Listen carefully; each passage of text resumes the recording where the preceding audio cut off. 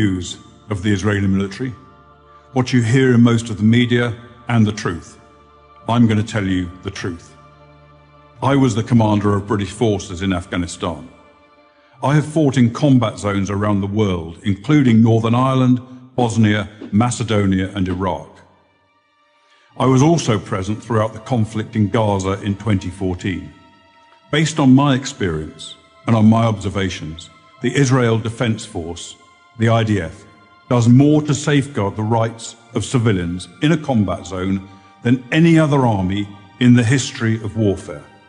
Why is this so?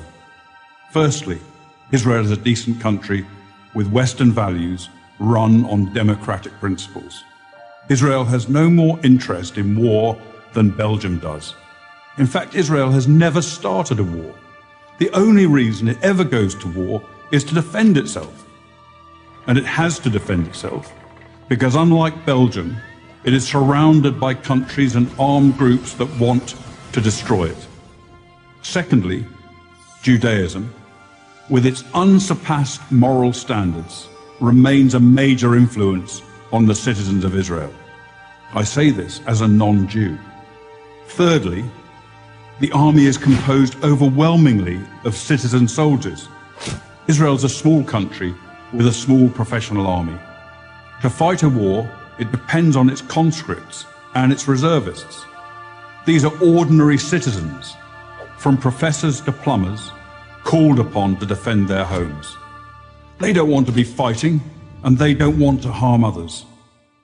Nowhere was the essential morality and decency of the IDF more evident than in the Gaza war of 2014. If ever there was a purely defensive war, this was it. The war was started by Hamas, the terror organization, designated as such by the US State Department that runs the Gaza Strip. In the first 6 months of 2014, Hamas launched hundreds of rockets at Israeli civilians. After repeated warnings from Israel to stop, the Israeli Air Force finally conducted precision strikes to halt the rocket fire, and the IDF advanced into Gaza to destroy a network of terror tunnels that Hamas had constructed to attack Israeli communities near the Gaza border. The IDF took extraordinary measures to give Gaza civilians notice of targeted areas, dropping millions of leaflets, broadcasting radio messages, sending texts, and making tens of thousands of phone calls. Let me repeat that. The Israelis called Gazans on their cell phones and told them to leave their residences and move to safety. Never in the history of warfare has an army phoned its enemy and told them where they're going to drop their bombs. Many IDF missions that could have taken out Hamas military capabilities were aborted to prevent civilian casualties, increasing the risk to Israeli citizens and soldiers. Despite all of this, of course innocent civilians were killed. Every war is chaotic and confusing, and mistakes are frequent. But mistakes are not war crimes.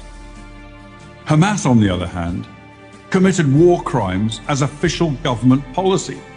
Hamas deliberately positioned its military assets among the civilian population, hiding weapons in schools and hospitals, and placing rocket launchers alongside apartment buildings, then forced those civilians to stay in areas they knew would be attacked.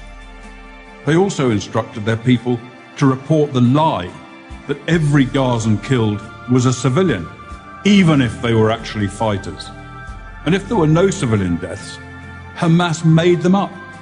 Numerous internet sites show Palestinians elaborately staging sniper victims and smashed ambulances, among other phony horrors. It's so common, there's even a term for it, Pallywood, as in Palestinian Hollywood. Ironically, it's the leaders of Hamas themselves who best understand the extraordinary measures the IDF will take to protect innocent civilians. They take full advantage of Israel's decency and adherence to the laws of war. No army take such risks in order to protect civilians as the Israeli army does. I say this as a professional soldier. I say it because it's true, and people who care about truth should know it. I'm Colonel Richard Kemp,